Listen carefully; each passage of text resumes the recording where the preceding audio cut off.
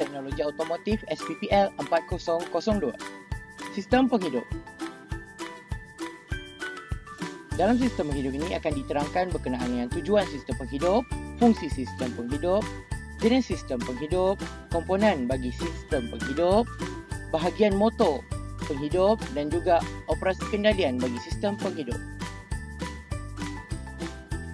Apakah sistem penghidup? Kita lihat satu persatu. Sistem elektrik yang terdapat dalam sesebuah kenderaan. Yang kedua, ia membekalkan tenaga mekanikal yang tinggi untuk menghidupkan enjin kenderaan. Yang ketiga, sistem ini membolehkan enjin dihidupkan dengan mudah. Yang keempat, sistem penghidup merupakan gabungan bahagian mekanikal dan elektrik di mana bekerjasama untuk menghidupkan enjin. Dan yang terakhir, sistem penghidup direka untuk mengubah tenaga elektrik yang disimpan di dalam bateri kepada mekanikal. Tujuan sistem penghidup. Elemen pembakaran dalaman memerlukan kriteria berikut untuk memulakan dan terus berjalan. Yang pertama, campuran bahan mudah terbakar, strok mampatan, kelajuan permulaan minimum dan pencucuhan. Fungsi sistem penghidup. Carta alih proses sistem penghidup. Rajah berikut adalah menunjukkan aliran daripada proses untuk menghidupkan sesebuah enjin di dalam kenderaan. Fungsi sistem penghidup. Yang pertama, sistem penghidup berfungsi untuk memusingkan aci engkol enjin dengan selaju yang boleh supaya pembakaran boleh terjadi dan enjin boleh bergerak dengan kuasa sendiri. Pusingan ini diperoleh daripada pusingan motor-motor penghidup dan yang berpusing dengan selaju yang secukupnya dan bersambung dengan roda tenaga sehingga membolehkan enjin itu dihidupkan. Sistem ini juga dikenali sebagai cranking system. Bagi menghasilkan 3 gerakan enjin yang pertama, kelajuan permulaan minimum mesti dicapai. Ini adalah di mana starter elektrik datang. Keupayaan untuk mencapai kelajuan minimum ini sekali lagi bergantung kepada beberapa faktor seperti berikut. Rated voltan sistem permulaan, suhu paling rendah yang mungkin di mana ia masih boleh memulakan enjin. Ini dikenali sebagai suhu had permulaan. Enjin cranking rintangan, dalam erti kata lain, torque yang diperlukan untuk mengengkol enjin pada suhu had permulaan termasuk torque terhenti awal. Yang keempat adalah ciri-ciri bateri. Yang kelima, kejatuhan voltan antara bateri dan starter. Yang keenam, nisbah gear starter to ring. Yang ketujuh, sifat daripada starter. Dan yang ke-8, kelajuan cranking yang minimum enjin pada suhu had permulaan. Jenis sistem penghidup. Penghidup tendang. Kaedah yang digunakan bagi menghidupkan enjin dengan menendang ke bawah tuas penghidup yang disambungkan ke enjin melalui satu gear sala dengan kaki. Kini, hanya motosikal kecil seperti skuter sahaja yang masih dilengkapi dengan penghidup tendang. Penghidup tarik. Kaedah yang paling lazim digunakan untuk menghidupkan enjin kecil. Ia terdiri daripada tali yang disambungkan ke gear sala pada aci engkol. Pengguna menghidupkan enjin dengan menarik tali penghidup seperti mesin rumput dan gergaji rantai. Penghidup pneumatik. Setengah turbin gas serta enjin diesel yang lebih besar, seperti pada lori besar menggunakan penghidup pneumatik. Penghidup pneumatik terdiri daripada satu turbin yang disambungkan pada roda tenaga sebagaimana penghidup elektrik, serta satu sistem pneumatik pusat yang turut dikongsi bersama-sama sistem brake pneumatik. Semasa suis penghidup dihidupkan, bekalan udara mampatan dilepaskan pada turbin untuk menghidupkan enjin. Enjin penghidup sampingan. Bagi enjin yang sangat besar seperti kapal, sebuah enjin sampingan yang lebih kecil turut dipasang pada enjin utama bagi tujuan menghidupkan enjin.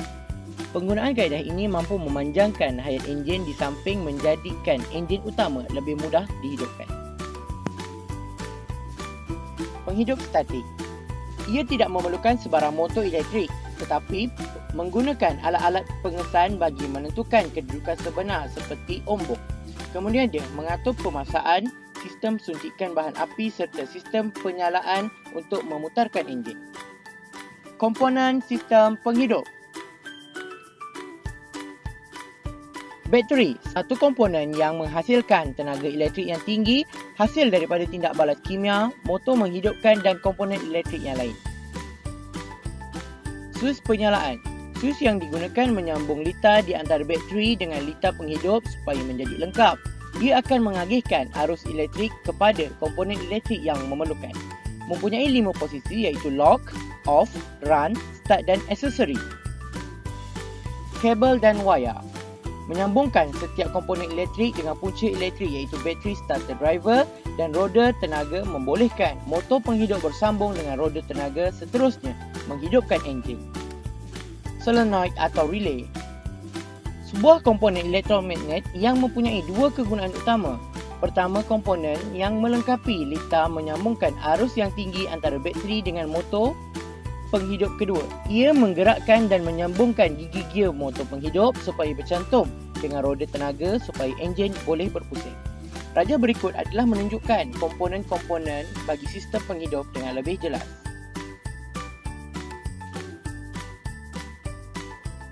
Komponen asas dalam sistem penghidup kenderaan.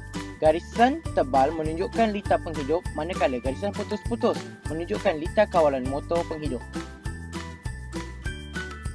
Berikut adalah rajah yang menunjukkan kedudukan sebenar sistem penghidup dalam sesebuah kenderaan automotif. Bahagian motor sistem penghidup. Motor penghidup yang digunakan pada kenderaan adalah sama binaan dan pergerakannya, walaupun ia terdiri daripada berbagai-bagai saiz, boltan, bilangan pole dan carbon brush. Antara komponen yang terdapat pada sesebuah motor penghidup seperti solenoid, magnetic switch, field coil, armature, pinion gear, plunger dan lain-lain lagi. Magnetic switch solenoid. Ia berfungsi daripada penghasilan kuasa magnetik yang terhasil dalam lilitan coil sebagai switch atau relay yang membenarkan arus daripada bateri mengalir ke motor penghidup. Plunger, alat elektromagnet yang menggunakan pergerakan plunger untuk menghasilkan gerakan menolak dan menahan yang akan menggerakkan pinion gear supaya selari dan bersambung dengan roda tenaga. Baik, kunci dipusingkan kedudukan menghidup. Arus yang kecil akan bergerak melalui lilitan solenoid. Ini menghasilkan medan magnet di mana akan menolak plunger solenoid. Plunger dan cakra sesentuh akan ditolak ke dalam gegelung lilitan. Cakra sesentuh akan menyentuh kedua-dua terminal iaitu terminal 30B dan terminal C untuk melengkapkan litar bateri ke motor penghidup. Apabila kunci dilepaskan daripada kedudukan penghidup, arus akan terputus daripada lilitan solenoid dan mengakibatkan medan magnet runtuh atau hilang. Ini membolehkan plunger bergerak balas bebas keluar daripada solenoid. Pergerakan plunger ini menyebabkan cakra sesentuh melepaskan sentuhan pada kedua-dua terminal dan memutuskan bekalan arus motor penghidup serta mematikannya. Arus adalah berbeza mengikut reka bentuk motor penghidup dan saiz enjin. Anggaran 150 ampere sehingga 200 ampere arus mengalir melalui solenoid ke motor penghidup.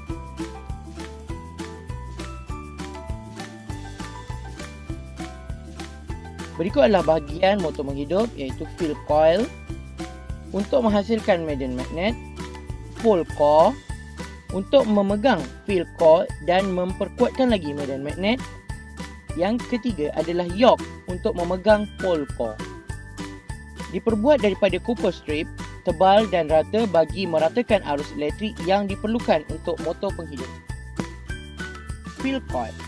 Lilitan field coil dililit secara berlawanan untuk menentukan polaritinya iaitu kutub utara dan kutub selatan.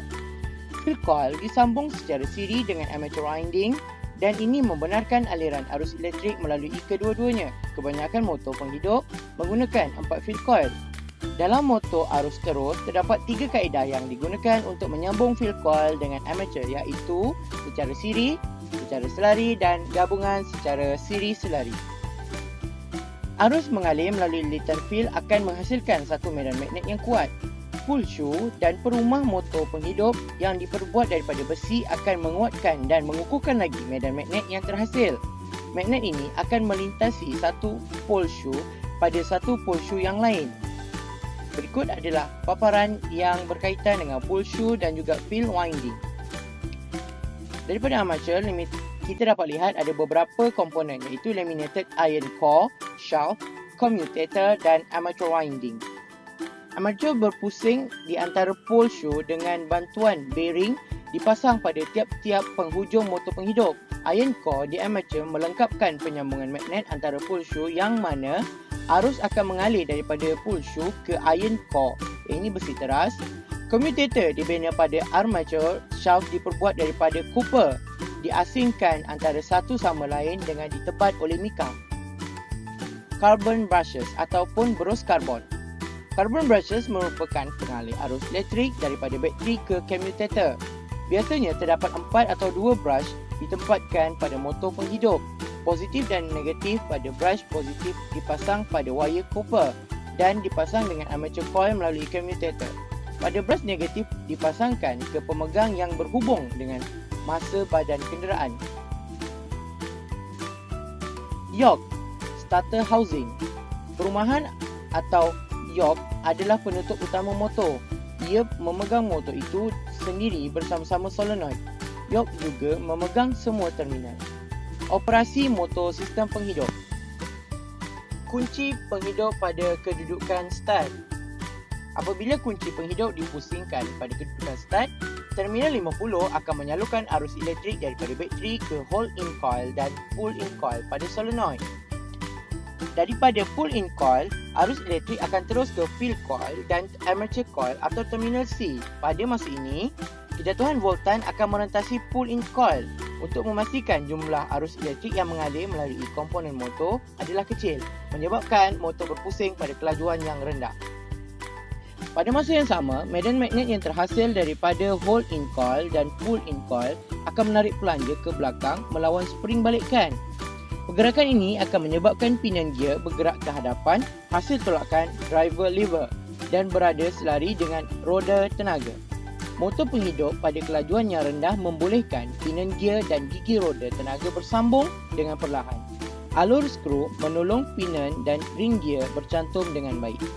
Berikut adalah paparan pergerakan apabila kunci penghidup pada kedudukan start.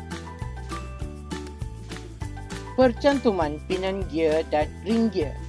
Apabila magnetic switch dan alur skru telah menolak pinion gear bersambung dengan roda tenaga sepenuhnya, kontak plate yang terdapat pada bahagian hujung pelanja menjadi switch utama untuk menghasilkan litar pintas dengan menyambungkan terminal 30 dengan terminal C.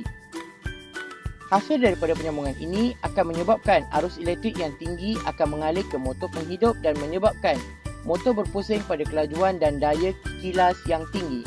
Alur skru akan menolong pinion gear bersambung dengan roda tenaga dengan lebih sempurna.